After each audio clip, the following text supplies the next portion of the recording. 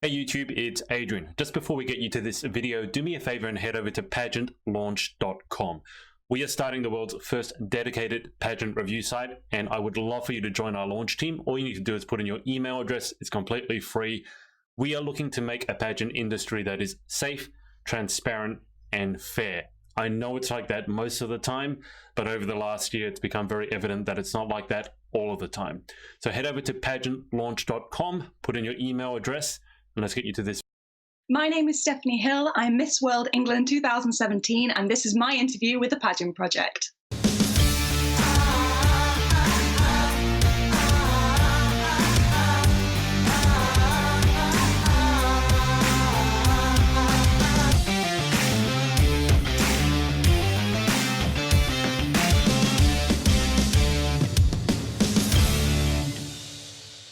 Hi everyone, it's Adrian from the Pageant Project. Forgive me whilst I set up my headphones correctly. I'm not waving at you, but hello.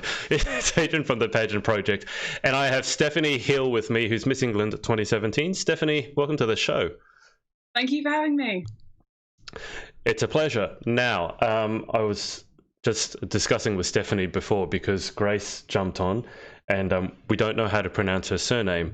And Stephanie, I told Grace that you don't know, and we're having an argument. So Grace has said Levy. Okay, Levy. So it's Levy. There you go. All right. Well, that's how I've been saying it, so thank goodness for that, and apologies, Grace. She says, take it however it comes. Levi, Levy, Levy. I've heard the full spectrum, so... Well, as I was saying to Stephanie, I want to know because I'll be interviewing Grace soon, and I don't want to mispronounce her name. But... Stephanie, how are things for you? We should be talking about you, but how have things been for you? Good, busy, bonkers.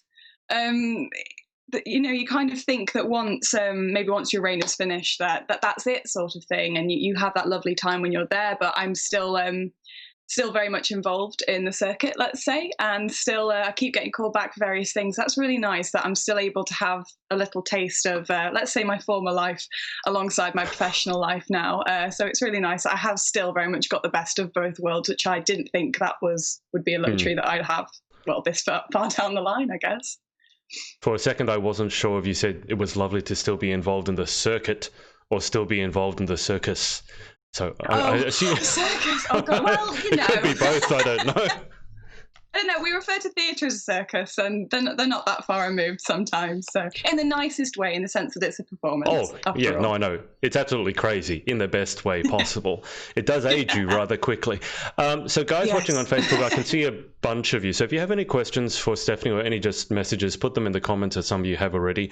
I will circle back to them. I'm just going to ask Stephanie a few questions first, but by all means, put the questions in there right now. And Stephanie, I guess we should start. Obviously, you've had a reign. You might have another one, but you've had a reign.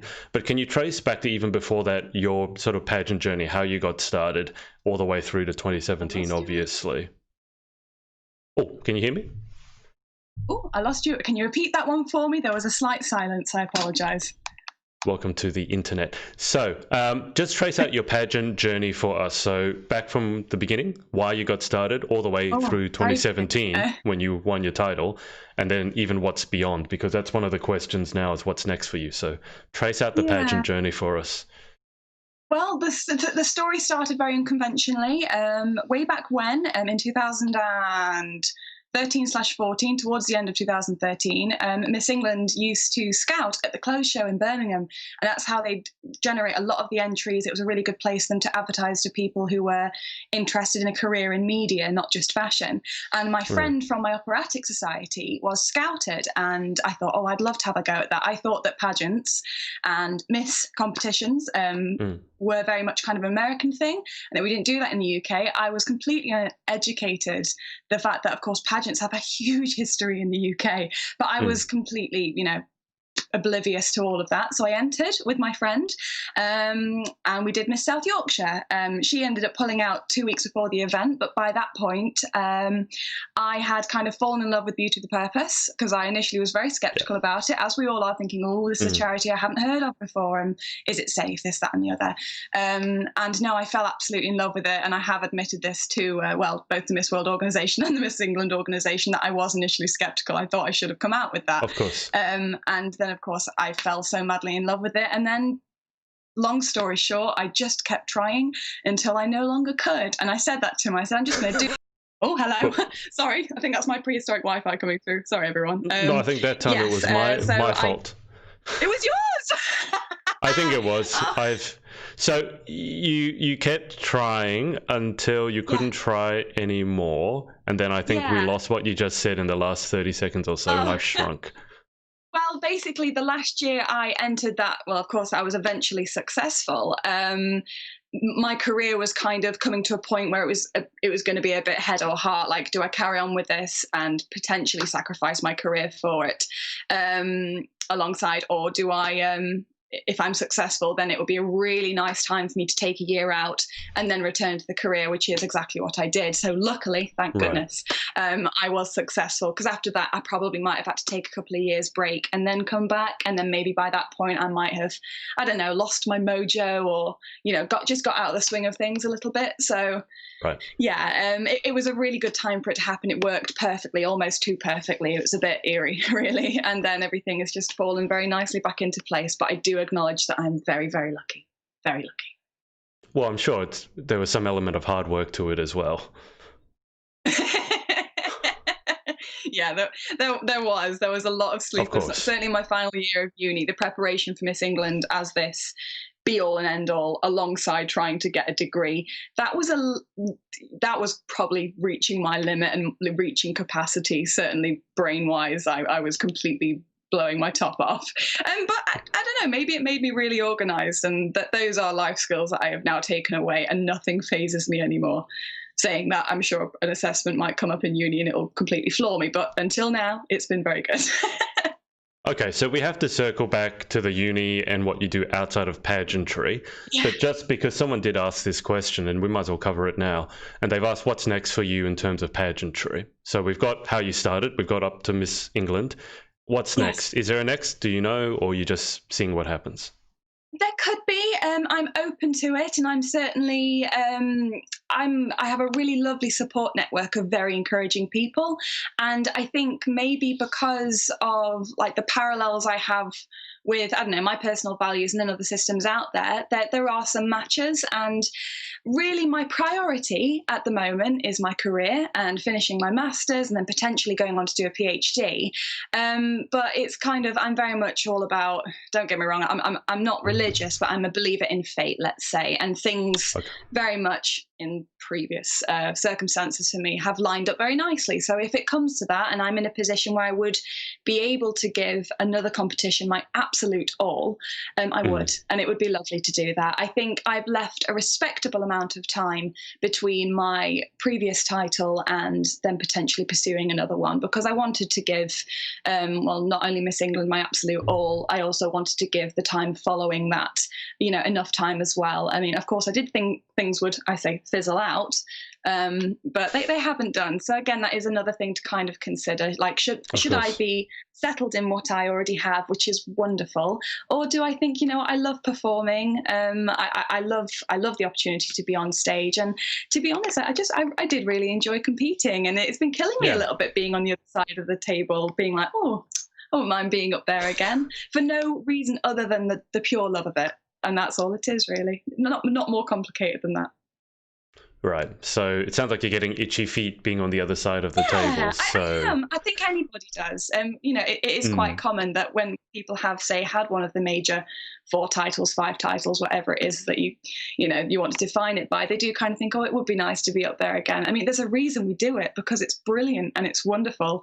And, maybe if you have only done it once, like myself, you kind of think, I'd love to do that again. And it is that kind of thing. But a lot of people are absolutely 100% satisfied. If anything, they're like, whew, that's it, one time only for me. But I do have a background in theatre, so I do, I very much enjoy being on stage. So, we'll see. Of course, like I said, I do have maybe some plans in the pipeline, and I do have my eyes open. I'm not ruling anything out, is the best way to say it, I guess. Right. So as I said, guys on Facebook, leave your questions in the comments. I can see a bunch of you have left them, so I will get to them soon. I just want to ask Stephanie one more question, which is, in terms of, basically, tell us everything you do outside of pageantry? Because I've been going through your social. Obviously, I've seen the singing. I've heard some of the singing. I've seen the horses. And you just told us about theatre. And the theatre background is a recurring theme with a lot of the UK girls in pageantry. They have a theatre background. But just whilst you tell us about everything about you outside pageantry, I'm just going to disappear to the side and close the curtains because I'm being blinded by the sun right now. I can see it. Bless you. I was thinking, my gosh, that must be us driving you up the wall. I can't see anything. But just tell us a little bit about everything you do outside of pageantry, and I'm just going to duck over here and close the curtains. Okay. Right, here we go. It's like, sell yourself in 60 seconds or whatever. Well, outside of pageantry, my professional career is in cancer research, which is a far cry, of probably as far as you could possibly get from the world of media, the world of performance, because of course it's clinical. Let's say, you have to have a blank canvas for a face. It's very, everything has to be very sterile. And of course, there's no theatrics. It's very serious and a very, a very humbling place to be. But if anything, it really has solid roots in the pageantry and understanding that those platforms can do so much for people in the community. And it is repeated over and over again. And you see that it is a bit of a cliche. But actually, the impact you can have is sensational, if you are successful like that. So, yes, at the moment, I'm a clinical trials assistant. So I assist in the running of trials. I assist in recruiting patients, managing patients for studies in the UK. I'm doing that part-time alongside my master's in translational oncology. And then hopefully I'm going to go on to do a PhD in cancer research and then become a research associate or a research fellow and get myself in the labs, hopefully finding some brilliant new treatments for patients who are undertaking treatment for cancer. So yeah, really different, weird lives. And then of course I have a lovely elderly old horse who I did used to compete quite a lot when he was younger, Piggles. Weirdest name ever, but suits him. Piggles. I mean, bless his heart. He is such an elegant, beautiful, majestic creature. And then you're yelling Piggles down the field. You're like, Piggles! Come and get your feed or whatever it is. And and then he comes running up like something out of a Black Beauty film. It's ridiculous. But it does actually suit him. It's cute. And then I do ballroom and Latin dancing, which is where I have been this afternoon. To no ridiculous level. I'm only on the university circuit to novice degree, but I love it to bits. And again, I have kind of no skill. My dance training is rooted in ballet and tap, and I'm much better at that than I am at ballroom and Latin, but I love ballroom and Latin. So needless to say, I'm a massive Strictly fan. Of course. And then of course, I was singing and dancing as a kid. I did a lot, and it wasn't by any means through pushy parents at all. I'm the pushy child. I'd go up to them and say, can I do this or can I do that? And when I was a teenager, I'd be like, right, I'm not going to use your taxi services. I know all the buses I'm going to take, a bit of sass and that. I was like, I'm going to do this all on my own, so you don't need to worry. But no, they are very, very kind and still like, right, shush, we'll take you there. We'll get involved. So they are very supportive, but it was me who was saying, I'm going to do this, trying to do everything and putting myself in massive amounts of stress at times. Do you know where that came from? Because you said it wasn't from your parents, that sort of drive. So where did that drive come from? Yeah. Whoopsie daisy. There we go. No, I've always loved horses since I was a kid. I was the weird pony girl at school. Absolutely. Proudly so now, because I've realised how much of a stereotype it was. I had no idea. I was just absolutely obsessed with horses. This back wall behind me has had to be wallpapered because there is blue tack, permanent marks all over it from having the horse photos, the horses that weren't mine, just pictures from the internet, printed and plastered on that wall. And I still have all my cuddly horse toys and everything. The obsession has by no means died. And I think it very much irritates my horse because I'm just like, I love you so much. And he's like, please get off me.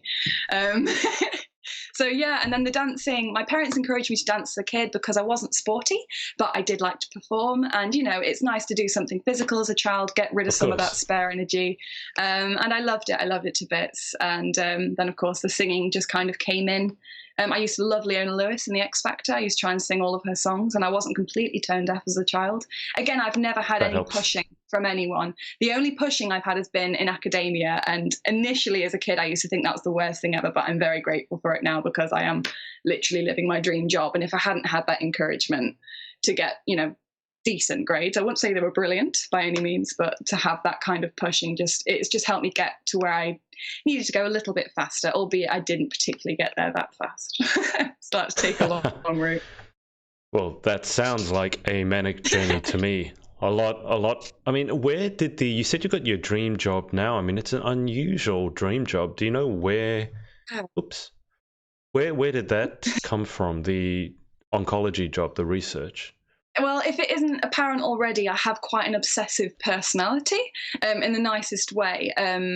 It's a very, very common story for many people who get involved in my job, and for many people who have a personal link to cancer, the treatment of it.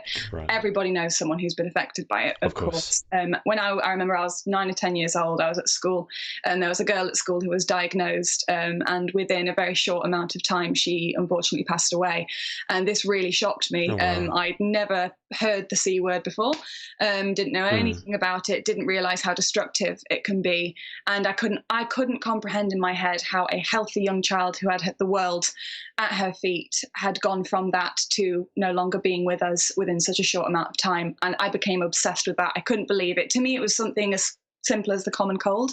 And I did start researching that young in my life. And looking back on it, that was such a strange thing to do. But I thought, right, if I can't do anything now, I'm only 9 years old, I don't have the brain power to come up with anything, then I want to fundraise. So I started fundraising at the tender age of about 10, 11 for a local charity called Neurocare, which specialises specifically in brain cancers. And that was where the journey started. And again, such a weird thing. I think my parents were probably a little bit perplexed, being like, where has this come from? Like, what a strange thing for a 9-year-old child or 10-year-old child to be so fixated on.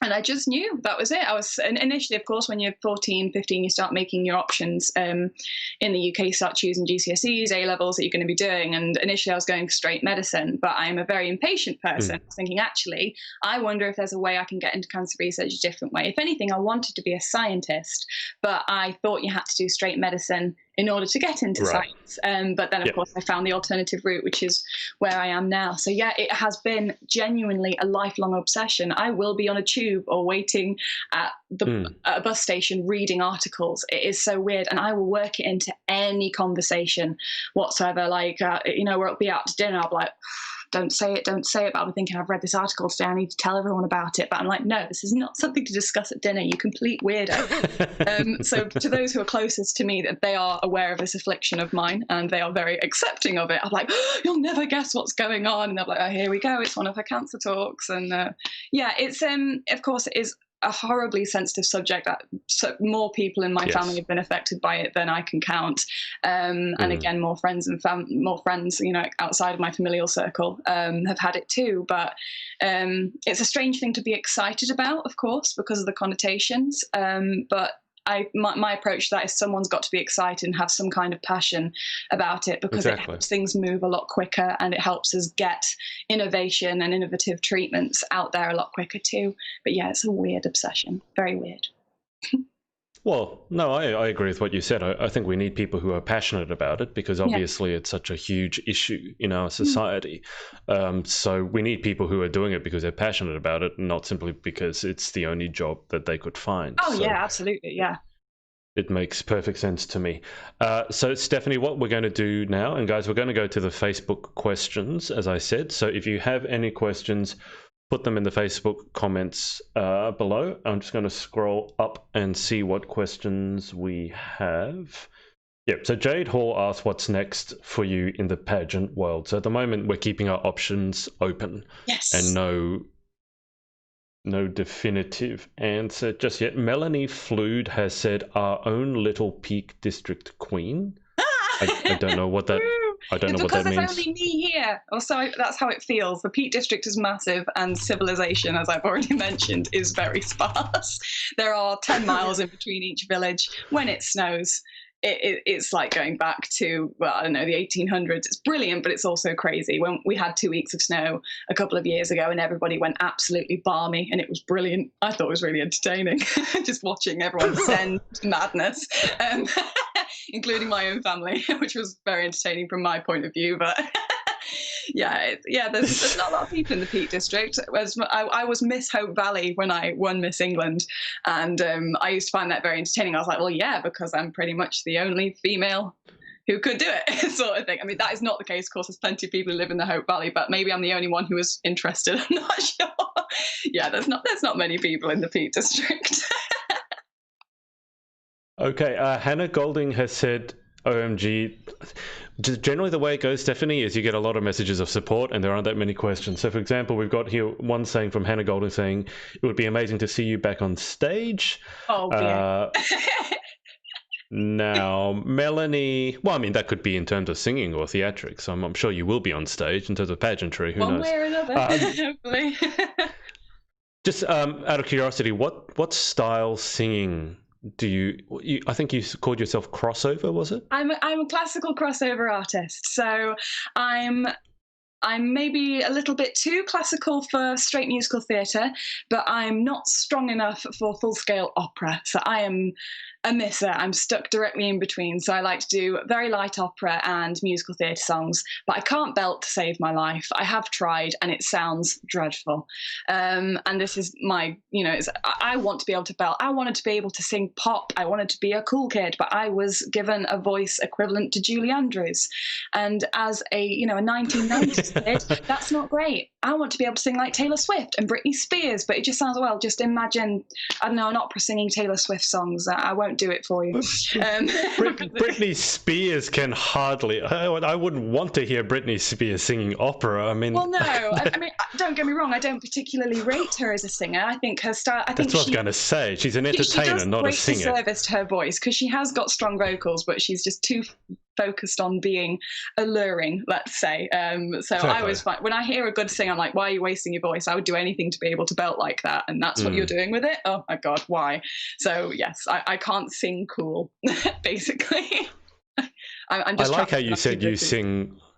You said you sing light opera. Yes. I didn't know there was such a thing. What is light opera? Because opera to me is I'm opera. not going to be divulging in the beautiful 12-minute, very heavy, fabulous vocal acrobatics that you can do. So I'll do the shorter arias. So of course, O mio babbino is very popular. I'll do the female version of Nessun Dorma, but it won't be, say, as heavy as a classically trained opera singer. It will be a little bit lighter. So my vibrato is kind of less stable. By definition, my voice is known as a coloratura voice, which means it's very light and fluty and quiet. So I can go very high, but there's not a lot of power there. And it's very flexible as well. So it can do lots of leaps and trills and things, but I don't have a lot of stamina, but that's not defined by my voice. That's defined by the fact that I don't practice as much as I should. I don't do a lot of things I should, really. Maybe it's because I do too much. I'm not sure. I was going to say, so in terms of your range for opera, I don't know how ranges work, but are you a soprano? Yes. I'm a coloratura soprano, and I go very high. And my, despite having quite a low speaking voice, my singing voice, I can't go very low. There's not a very good quality to it at all. How does that work? Having a lowish speaking voice, but then having a highish range on your singing voice? Maybe it's because I haven't quite learned how to, I don't know, cross over the vocals yet. I mean, this is still quite a high voice, I don't know, maybe for a female, but for a singer, I wouldn't be able to make my, I don't know, my vocal register as I speak sound nice. Maybe it's that, I'm not sure. Okay. Because that's the opposite to me, because obviously I have a low voice. Yes. I can't sing anything, and I've got a weird range because it's so low. It's like half an octave below what most guys would sing. Yeah. So I've got the opposite problem. I sound great down low, but it's so low that a lot of people can't hear me. It's like almost like a Barry White kind of voice. Really? So for someone to tell me that they have though, like that isn't, you will be absolutely in abundance for choirs. Like they are so desperate for the fellas who can go really low, because of course, you know, and to be able to do it well as well, to have that proper vocal quality. So you're like gold dust in the singing world. Oh, it's too bad that school gave me trauma about choir. I don't think I ever want to join a choir, but it's good to know that I'd be in demand somewhere for my voice. That's for sure. Oh yeah, no, school choir, because obviously before puberty your voice is different as a guy, and I used to be singing in the sopranos, and then my voice broke. Boys' voices break. We'd all go, "Hey!" when it happened. Well, mine went from a soprano voice to this voice, basically, over the period of a few months. But I didn't want to be separated from my friends because all my friends were still in the soprano section. And, I was in a new school. I didn't want to be separated. So I kept singing soprano with this voice. I mean, can you imagine? Someone maybe should have told you something and just explained what happened. I'm not sure about that one. Well, what happened was that the teacher clued on. The teacher clued on that there might be an issue and then got me to sing solo. And obviously I couldn't do it because I have this voice. And then he went, yep, no, you can't be in sopranos anymore. You have to go to the basses. So his method was mortification. Wonderful. That's great. Or mortifying you. That's very nice. That's why I don't want to go into choir, because I have that memory from school when I was singled out and then made to move away from all my friends. As soon as he did that, I was like, okay, well, I quit. So there you go. Then you live that solo life. I love it too. But I'm not sure that this voice, that's what I mean. In terms of solo, I don't know any solo artists who have this voice apart from someone like a Barry White. A low voice, and like you said, Barry White. I think there's a gap in the current market. Right, you need to get on it.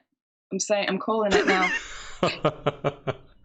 Well, I guess I've got the right mic. You can't see this, but I've got a proper microphone here, so maybe I'll give it a go. All right, let's keep going with the questions. Melanie has asked, will you consider taking your equestrian triumphs to the next level, ... Well, I was lucky enough to go to the Horse of the Year show in 2012, which was all I ever wanted. That was going to be my lifelong pursuit. I had pretty much planned to spend the best part of 40 years trying to get there in one way or another. But of course, Piggles, he was just sensational. I take no credit for it. He was a wonderful, wonderful horse. And we were very lucky that we went in a class that was kind of more aimed at amateurs rather than the professional circuit. I understand that class is now changing. It is more of a professionals class. So it was just a case of good timing. I'd love to go again. I would love to do the Cuddy Working Hunter, which is a particularly difficult class, very much the best of the best. The fences are absolutely huge.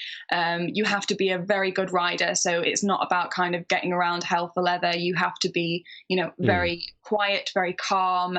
You basically make it look like you're doing nothing, which of course is a lot of the essence of horse riding, is making it look as though the horse is doing everything, which of course it should be a 50-50 split really.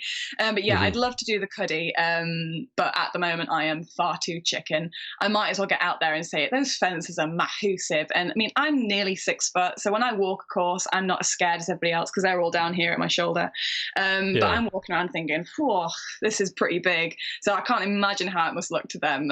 So maybe one day, maybe I'll get my mojo back and get the opportunity to ride a horse that is really gearing to go, because Piggles, he is more of a speed horse, so he's not that bothered about jumping big fences. He just likes to go fast.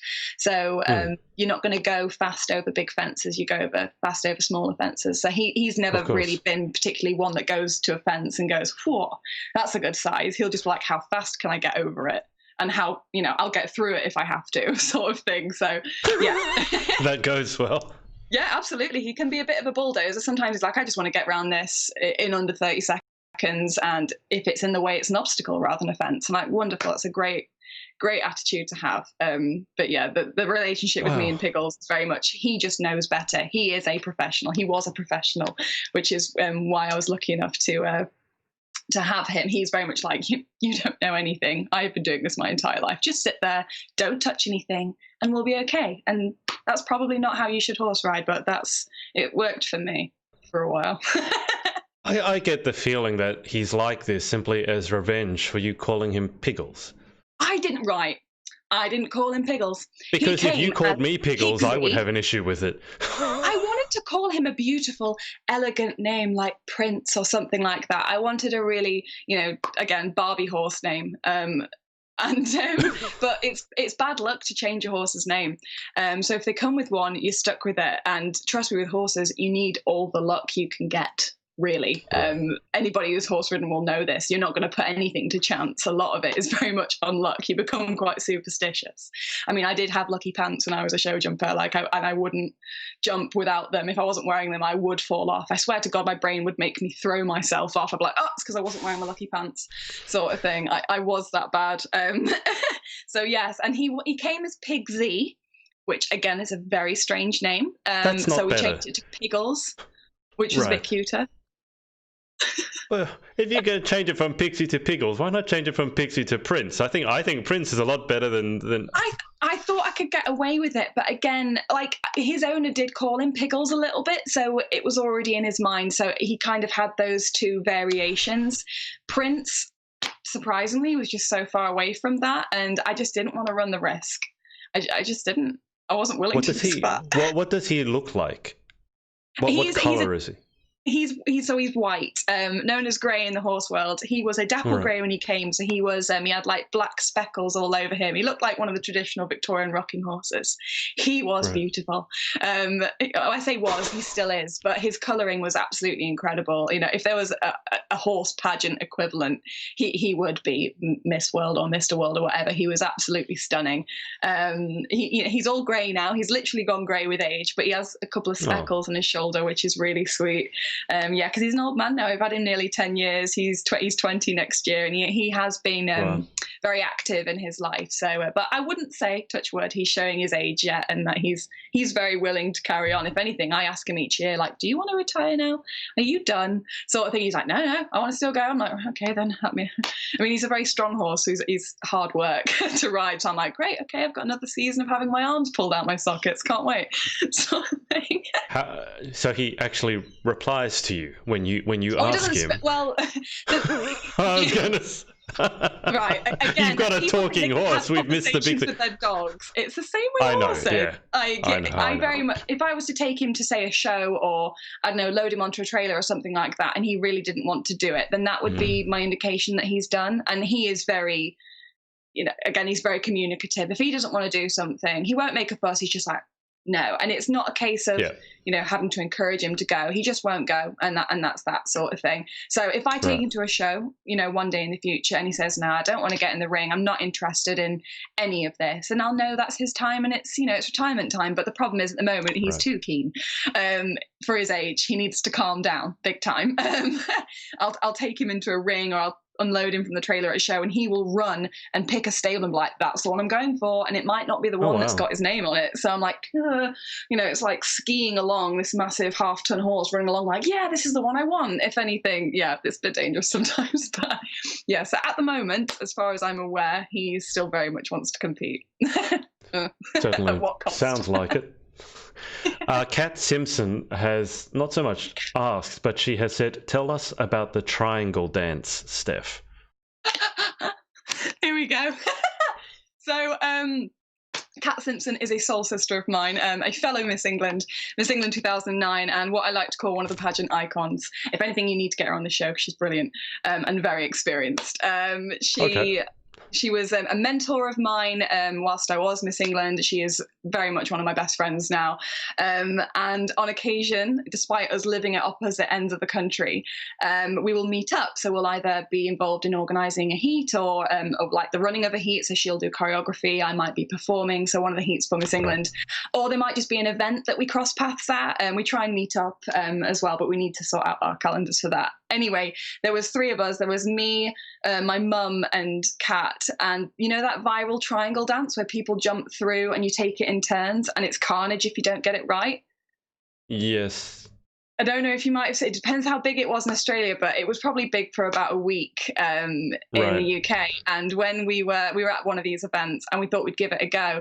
And the only way we could do it was by screaming each other's names at the top of our lungs to make sure we were jumping through at the same time. And it was absolutely hysterical. It was during rehearsals when everything is, usually quite calm, sedate, and serious, because we're teaching the girls to do the walk and what they do. And then we just decided to have this complete mad half hour and just really lower the tone. But it was brilliant. And it's, yeah. And I don't know if we set up a craze or not, because I did see it. And I have seen it at a couple of other events. But yeah, it was just a bit of a thing that we did. And one of those, I'd like to say you had to be there sort of thing. And I'm not the best at explaining funny situations. But yeah, we just gave this viral dance a go, and it was quite hysterical. Yeah. Does a video exist of this magical moment? I think someone's got it. Maybe Deputy Miss England 2018 Jen Atkin might have it. I think she filmed it off the top of my head, because I believe she put it on her Instagram story. But I'm going to see if I can really find this video. Too much. That's fine. I'm just looking for more questions. Well, Hannah Golding has said she doesn't have a theatre background, but she can be extra. Dan Collins has asked, how did it feel being the highest ever placed Miss England? And any plans on passing on your experience and tips? Let's just go with the first question. So how did it feel being the highest ever placed Miss England? My brain refuses to kind of acknowledge it. I was just so happy to be there. My goal when first entering the Miss England competition was to eventually win Miss England. That would be lovely. Even I think it got to a point where I was like, right, top 5 would be lovely. That would be fantastic. But when I did eventually get to Miss World, all I wanted to do was stand on that stage and sing the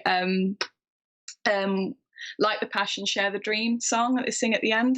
Again, it's like a 90s power ballad. I love that kind of thing. All I wanted was to stand there with my England sash on and sing that. And that was it, really. That's all I wanted. So when I was called top 40, I was thinking, fantastic. Oh my God, never expected this. Brilliant. I'll go home now. My family's in the audience, my fella. Yeah. I want to go and see them.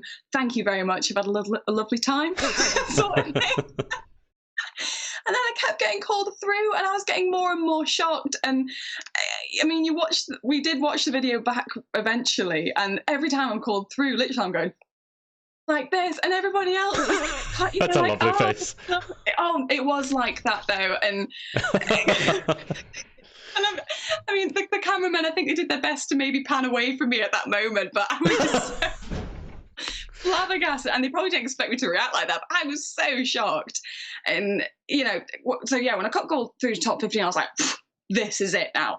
This is getting silly. Thank you very much, but my God, what are you thinking down there? What are you doing?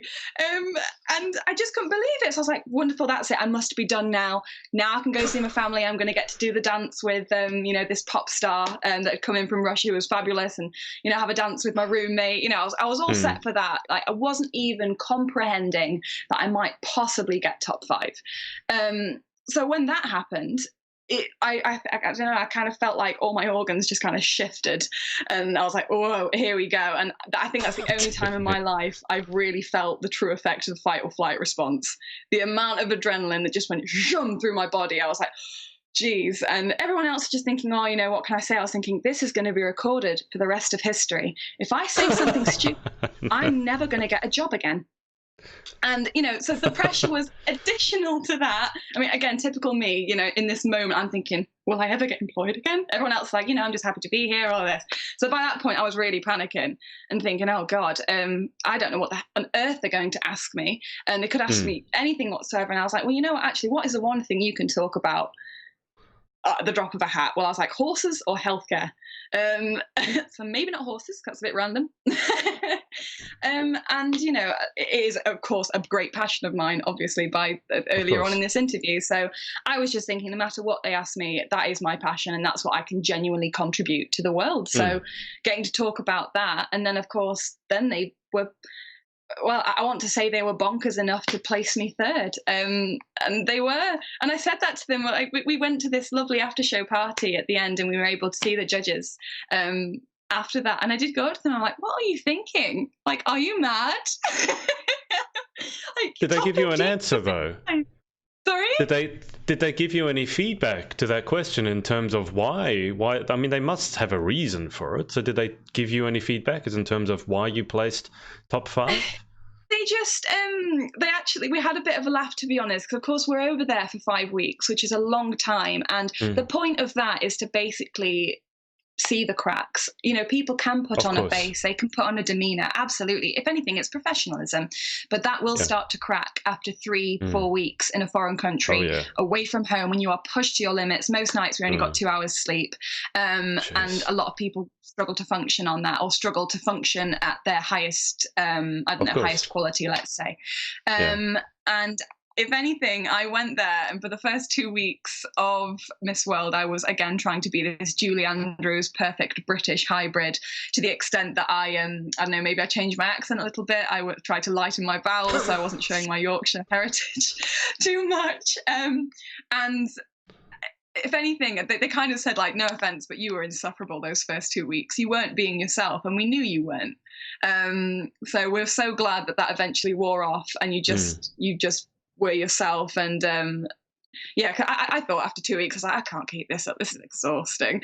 You know, they can have the proper Yorkshire lass now, and she can come through, and it was a lot easier that way. And I think, of course, I don't know, they've never kind of given me a definitive answer as to why that happened, but they just, in the nicest way, they just said that they really believed in me, and they believed in what I stood for, which was really nice. Because, of course, one of the biggest things as, I don't know, a title holder or a representative coming from a historical place like the UK, which has such a, I don't know, a very successful history in pageants, is there's a lot of pressure. And I know, of course, we don't kind of have the fanatica, as you can see sometimes in other countries, which I think is fantastic. Like, I'm like, oh, that must be so nice to have that support behind you. Of course, in the UK, if anything, you kind of feel like no one cares. They do, but they're just very quiet about it. And you just kind of think, you know, there's all that historical pressure sitting behind you. So you really do have to present something special to get recognised, because so many people have done it before you who have been exceptional too. It's not like it's been a building up. You're literally riding on the reputation of a very big reputation as well. So that is a lot of pressure. I mean, I wouldn't say I particularly felt it, because again, I was just happy to be there.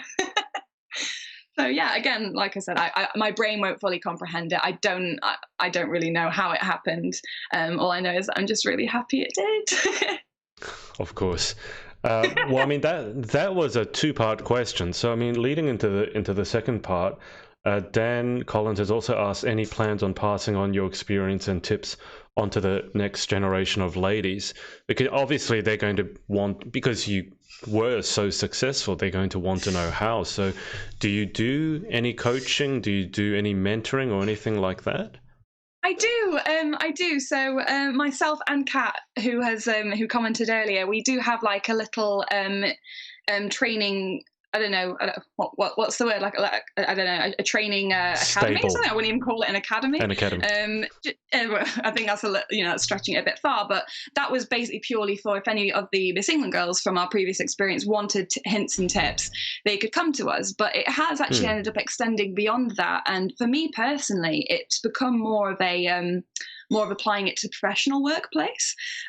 So I've helped coach people on how to go for an interview for a job and things like that. And it's not that I'm telling them what answers to say, it's giving them confidence. It's silly little things like I wouldn't even say how to dress, but knowing that they must wear tailored clothing. It's not even saying, right, you must wear a dress or you must wear a suit.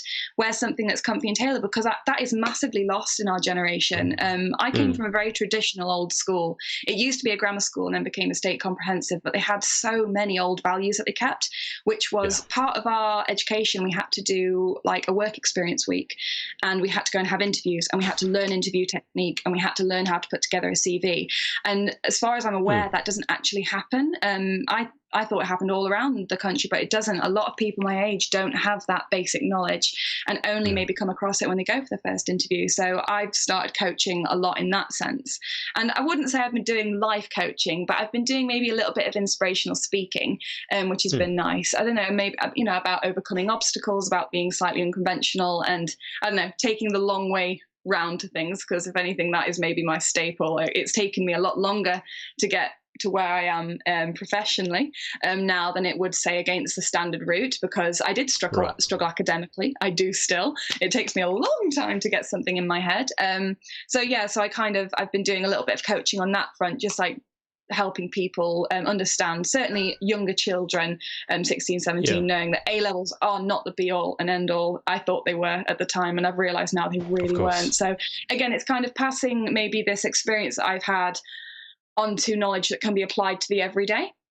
But yeah, I do a little bit of pageant coaching here and there. By all means, it's not a busy business as such. It's kind of saying, look, if you want some kind of help, I'm here. But I have also recommended people onto other systems, other academies or training as such, if I knew that I was falling short somewhere. So I wouldn't exactly say that I'm brilliant at teaching catwalk, because I'm not a model, so I will often say, right, if you really wanted to focus on catwalk, go here, because there's no point saying to someone, right, come and learn catwalk with me, and then I can't actually teach them that well. And again, Kat also adopts this, like she will recommend more or less the same people as I do, because she basically manages the southern region and I'll manage the northern region, just because you can end up traveling so far for training. I mean, I did do training with Kirsty Hesselwood my year, because I knew Kirsty is very good for catwalk training because she is a model, so I knew that I needed a little bit more on the kind of confidence front. So I went down there, but that was a big 8-hour round trip really, but there was kind of no one up my neck of the woods for me to go to. So yeah, so I do a little bit here and there, and I do try and pass on that knowledge where I can. Brilliant. I have heard of these sort of long transit times. I mean, obviously coming from Australia, you can't drive from city to city, really. You need to take a flight.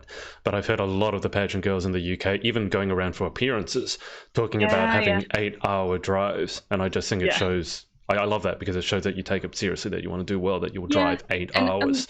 I think our theory is if we're not willing to do that, then maybe we wouldn't be willing to go to those lengths for an international. Like if we can't say drive an hour to our nearest appearance, of course, like you said, a lot of ladies go a lot further, then how could we possibly expect maybe say that candidate to fly literally to the other side of the world to compete in an international system? Yeah, absolutely.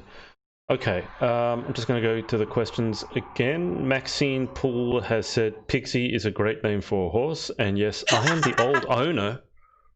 Oh wow. Hi Maxine. So I thought it was Daniela that called him Pigsy. Oh, look, you have a horse called Splash, Maxine, which is a really cute name for a horse. Whereas Pigsy, I prefer Splash to Pigsy. Luckily, you have Luckily, you've got a good voice. You can be yelling Pigsy at the top of your lungs. Really well, so she knows that it does suit him. He does like his food, and certainly in his golden years, he does have a little bit of a belly, just a little one. Oh, after you've done everything that he's done, I think one can forgive him for having a bit of a big belly, isn't he? Like in horse years, he's like 80. Wow. He's doing really well. Well, I'd say. Okay. Melanie has also said, we love Piggles. He gets lots of cuddles when he visits our yard for his pedicure. Horses get pedicures? Yeah, the farrier comes to do his shoes. So, right, another thing you should know about me is Piggles is actually more famous than I am. And if anything, I kind of piggyback, literally, pardon the pun, on his... I'm so funny. I Piggles back. I reap off that fame. Of course, as I've said before, he was a very successful horse, very talented. And, of course, he helped get me places that I wouldn't have been able to go. So I was part of... something on this horsey channel called Horse and Country, called the Blue Chip All-Star Academy, and he was amazing on that. If anything, he actually threw me off on that program, which was the one of 2 times I've actually fallen off him in 8 years. So thanks to him for that, but it did get me fame. So he knew exactly what he was doing. But yeah, people know him in the horsey world more than they know me. So they'll say, oh, it's Piggles, it's Mr. Piggles, or it's Diamond Cavalier Royale, which is his full name. And I'll be like, yeah, hi, I'm here too. They're like, yeah, don't care about you, care about him. So he's a big guy in the horsey world. So yeah, I don't know, maybe he started off the taste for fame, I'm not sure, but I'm grateful nonetheless. Reminds me when I meet people who have a little dog. I was out and about and they had this little tiny dog, and the dog had an Instagram account. Well, I say that. Obviously the owner had started an Instagram account for the dog. And the dog had like tens of thousands of followers. The dog was legitimately Insta famous. Yeah. And it was just kind of sad that the dog had more followers than I did. me to make Pickles an Instagram account, and I was I'm going to doing say, a great disservice to him not doing that, but it's because I am so inconsistent on social media, and I would probably, I need someone to do it for him, because like I said, it would be such an injustice. He deserves so much more than what I could provide in a number of ways. Like, he should have a professional rider on his back, but he's been stuck with me, but I can give him all the kisses in the world, so he can have that instead. if you ever start that Instagram account, let me know. Oh. What's called Pickles the Pony? I don't know. They have really cute names, don't they? Pickles the Pony. I'm just saying, for this majestic pony, horse. I'm thinking of something catchy here. Okay, so we'll take one more question and then we'll go to the final 10 questions and wrap up, Stephanie. So Colin has asked, and we talked a little bit about the singing, but he said, tell us about your singing, as my company loved doing your sound for you at many events. Oh, Colin has been responsible for many of my great performances, because if I'm having a bad vocal day, which is more often than not, I'll go up to him and say, please, can you whack on the reverb, like make it sound like I'm in a church. And Right. a lot of people don't realize that sound techs and lighting techs, anybody in the kind of tech side of performance can make you be amazing or really bad. Like, you can be as talented as you like, but they can really sabotage if they want to. And Colin and his company have been absolutely fantastic for my vocals. So I actually had I was really ill a couple of weeks ago for a friend's event, and he was doing the sound there, and I was in such a state, and I was like, please, can you just whack on the reverb for me? And it did sound really good to say my voice was in the worst condition it's been in for years.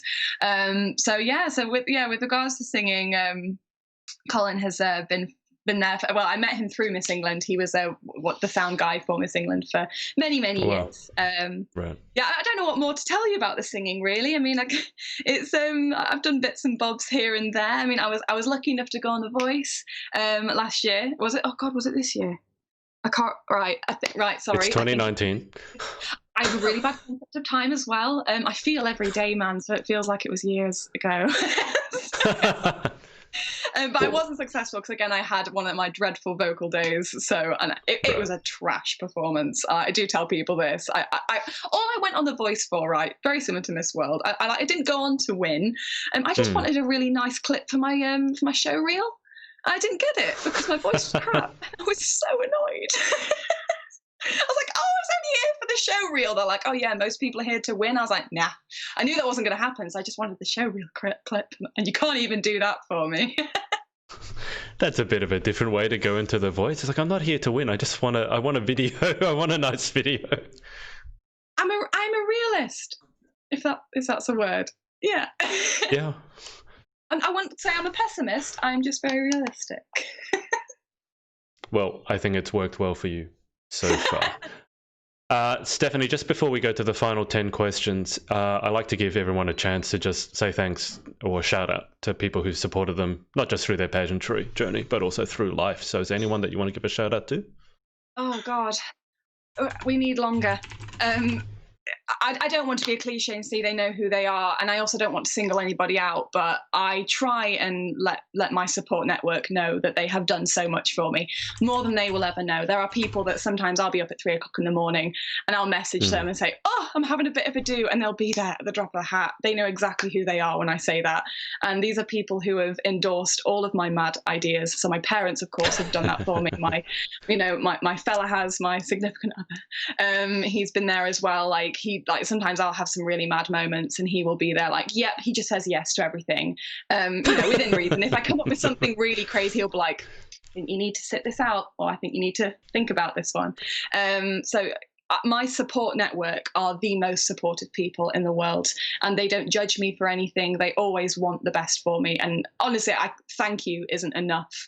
It's not enough to say that for them, because even now they still support me in, some low days and the high days. They've been with me throughout it all, and they know exactly who they are. I only wish that I could let them know how grateful I am for them more regularly, and to equate what they have done for me.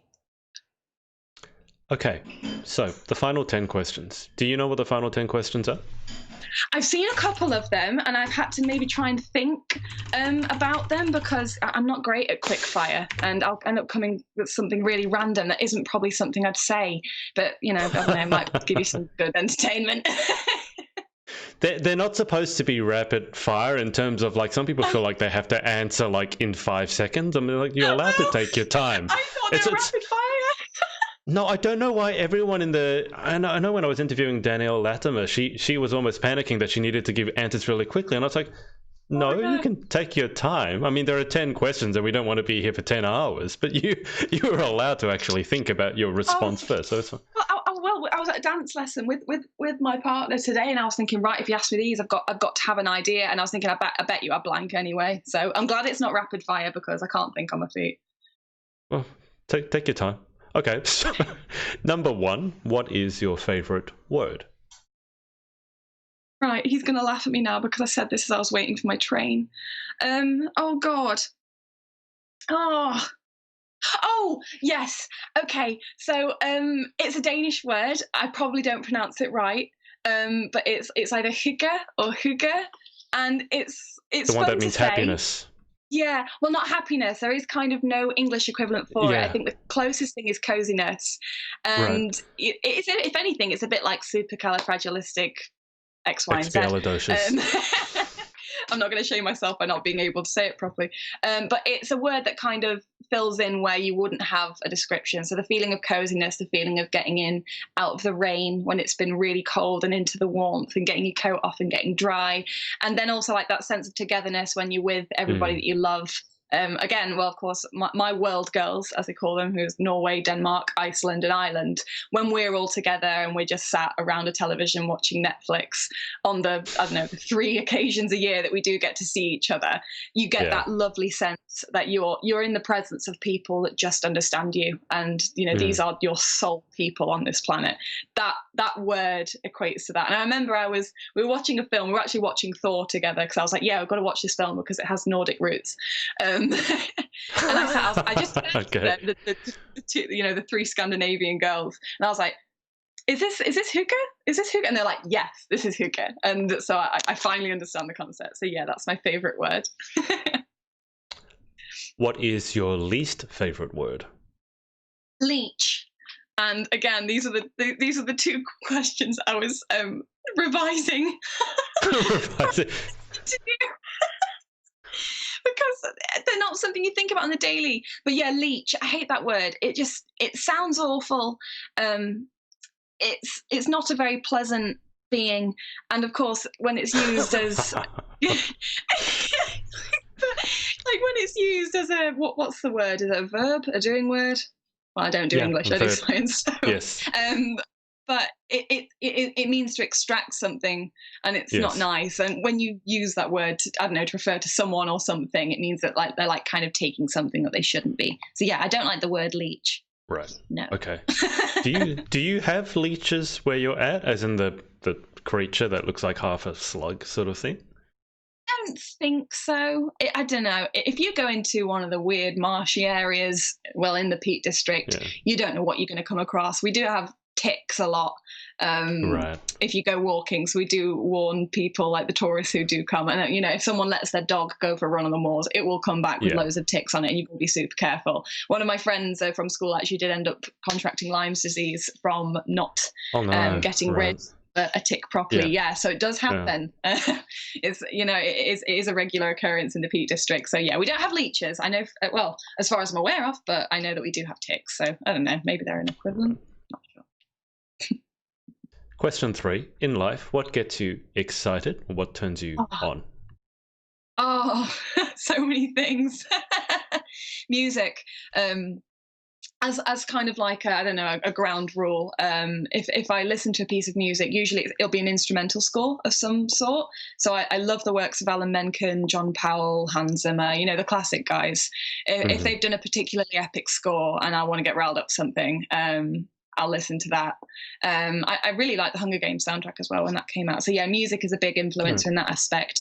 As I was saying earlier, I like to read articles and know what's coming out in the world of research. So if something exciting comes up, which is usually a weekly occurrence, that'll get me absolutely, and I'll have one of those moments where I just kind of think, oh, this is what all the hell through GCSEs and A-levels was for. This is why I'm here.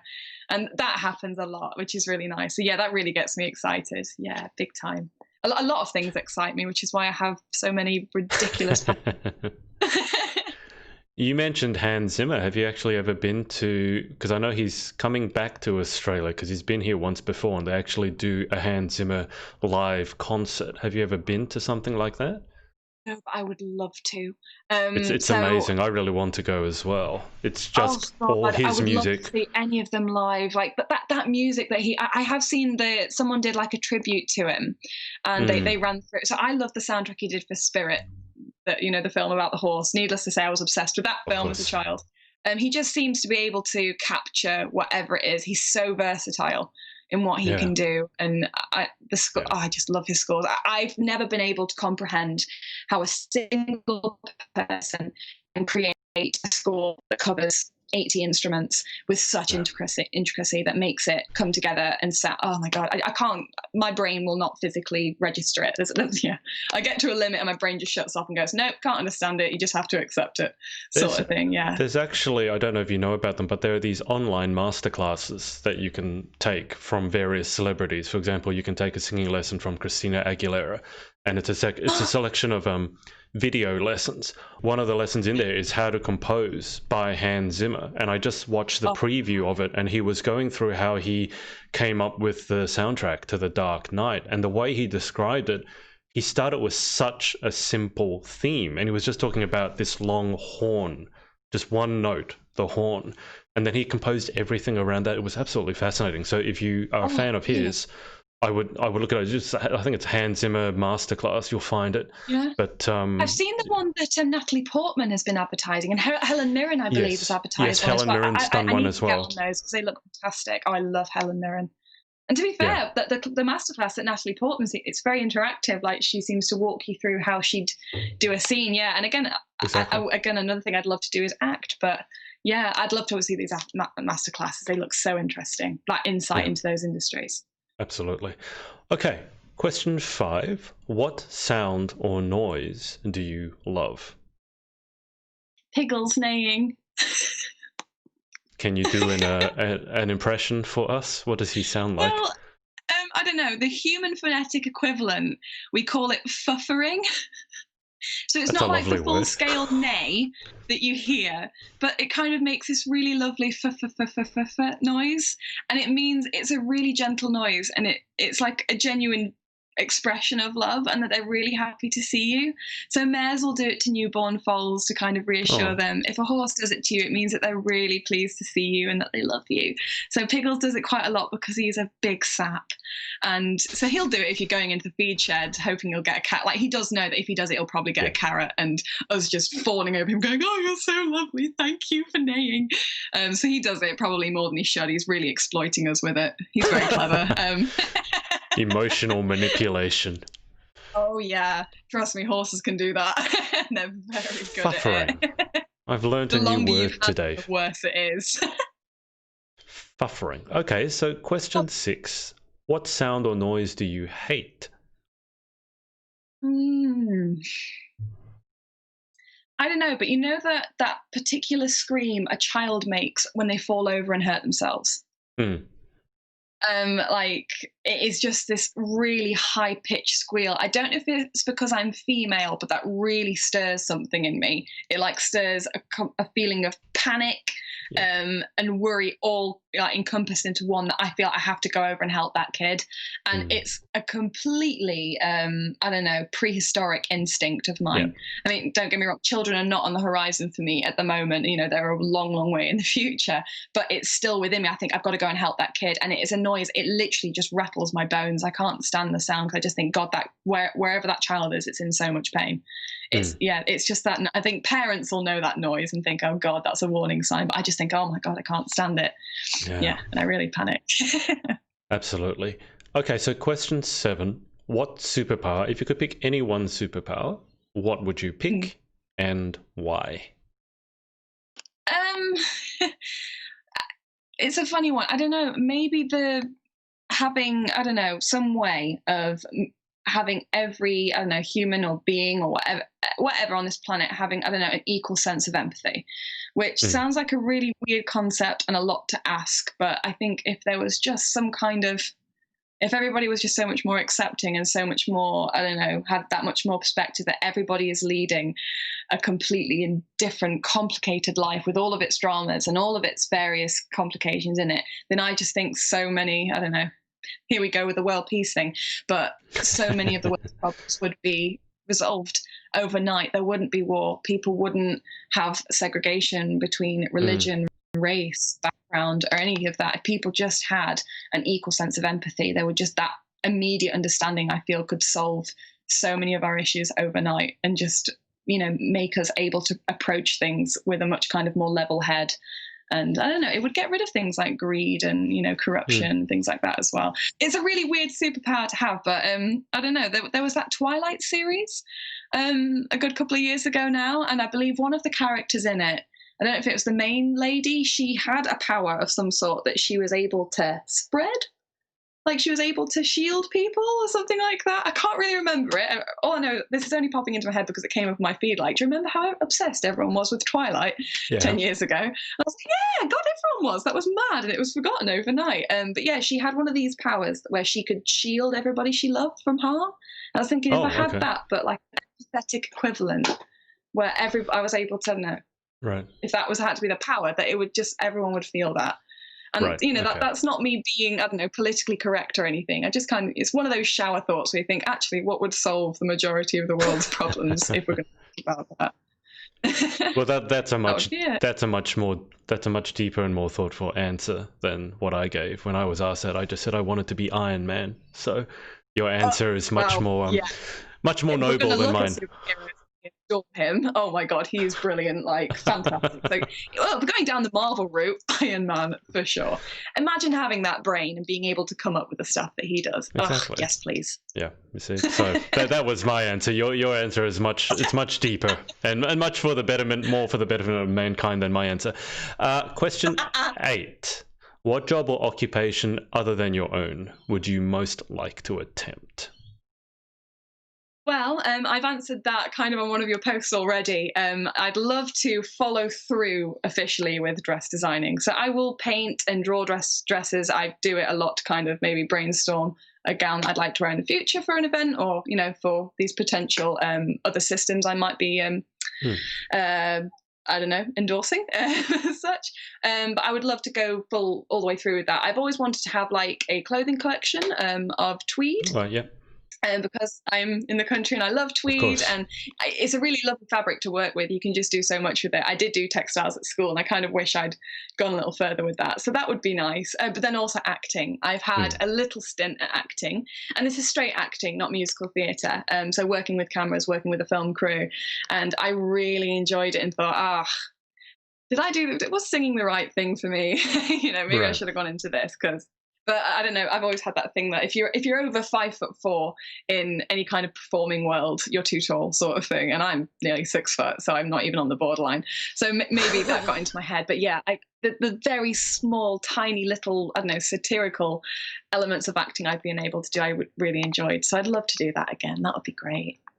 I like how you said you want to design in tweed, because that basically is a thing that doesn't exist here in Australia, really. No, why on earth would you need that? I mean, I know what it is, but we don't really have tweed fashion here. I'm not sure it would take off here. It is this mythical substance in Australia that all those people in the colder regions wear to keep warm and stylish. Well, we love the fact that when it becomes like 20 degrees for you guys, you call it a heat wave and you all go in a mad rush to the beach. That's amazing. 15 degrees in the Peak District, because we literally are 5 degrees colder than New York City. So it gets 15 degrees, everyone's walking around with tank tops on, like we're mucking out with tank tops on, going down the field, like, yeah, we'll get a tan from this, yeah. And we do. I swear to God, we're closer to the sun up here because we're so high up. So we do get tans. You get a tan or you just burn? Because I've seen some people's stories. Oh, you tan. You're one of the lucky ones. Yeah, my family tans. We've got really weird skin. I think it is this very obvious Scandinavian inheritance. Like, if I didn't mention that in this interview, then I'd be a fraud, obviously. But yeah, we do tan. We do tan very well. My hair goes very light and my skin does go quite dark. So I do look quite comical. Wow, okay. I don't mind it at all. If it happens, it happened. I'm not a sun seeker by any means, of course. My job kind of that'd be very hypocritical of me to do that. Yeah. Certainly in the field that I'm in. But yeah, I'm very sensible in the sun, and if I can get a little bit of colour, a bit of healthy glow, I will, for sure. What job or occupation other than your own would you definitely not like to attempt? This is a recent one that I've realised, a paediatrician, probably linked to my earlier answer. I'd struggle greatly with children suffering. I have come across a couple of paediatric cases in my time, and in a work setting I was okay, but I think if I was to do that on the regular, we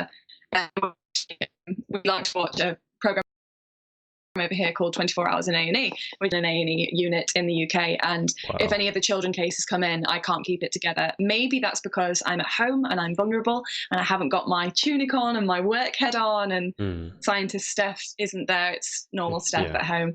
But yeah, when I have to deal with, if I do have to deal with pediatric cases, I will go home, I will cry, which is ironic because, of course, my charity was working with children who were going through a hard time, whether they were ill, whether they were suffering. And I would always get back in the car and be crying my eyes out on the way home, especially if it was children who maybe didn't have a long time left on this planet. That would just destroy me. Yeah, it would be horrendous. So I don't really know why I put myself through it, to be honest. A lot of people, my dad used to say, I used to get back from the bookings that I did have, and he'd be like, why do you do this to yourself? You're in such a state, you're exhausted. And I'm like, I don't know, because I know that I can help in some way. But yeah. Doing that time, any kind of pediatric work, I couldn't do it. And I'm very, very admirable. I'm in a lot of admiration of people who are able to do that big time. Absolutely. Okay, final question. If heaven exists, what would you like to hear God say when you arrive at the pearly gates?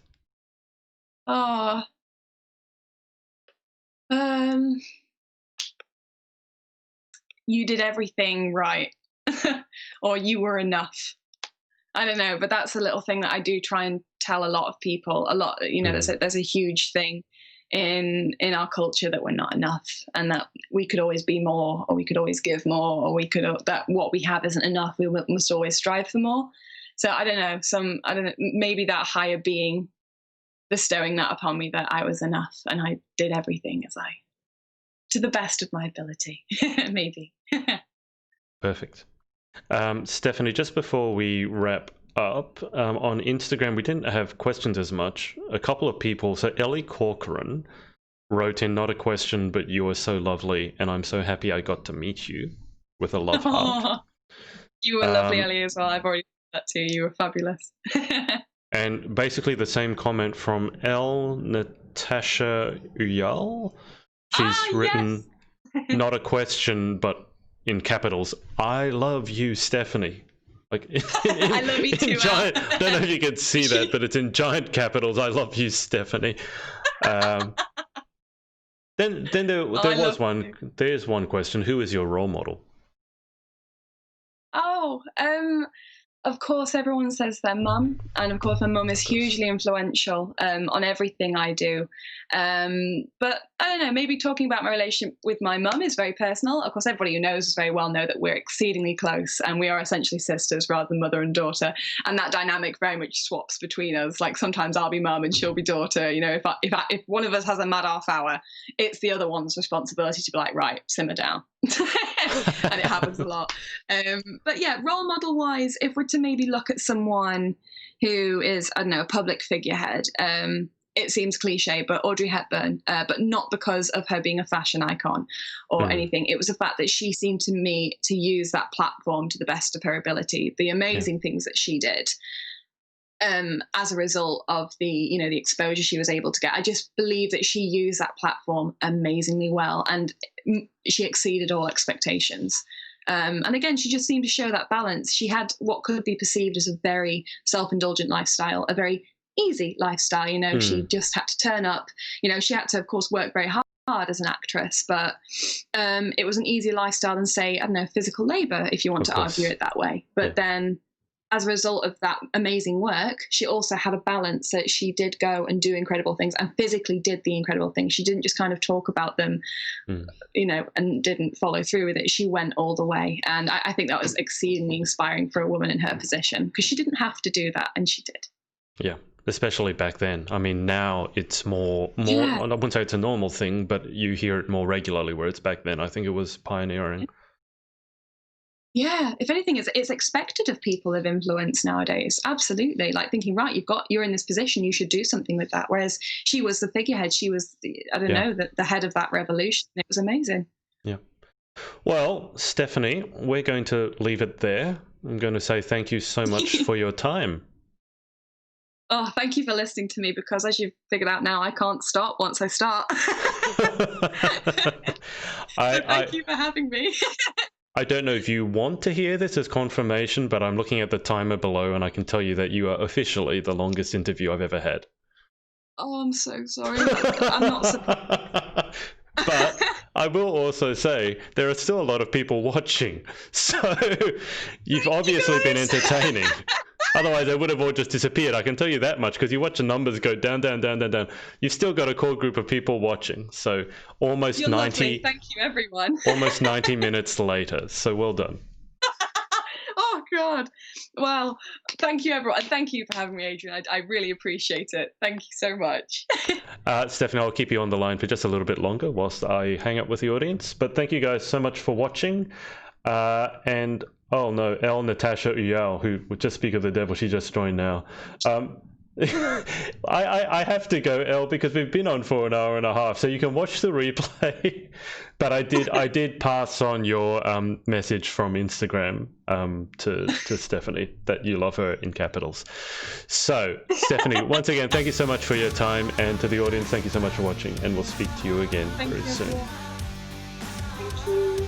Hey guys, it's Adrian again. If you like this video, make sure to like and subscribe, and remember to head over to pageantlaunch.com and join the launch team for our pageant review site. All you need to do is put in your email address. Thanks, and speak to you next time.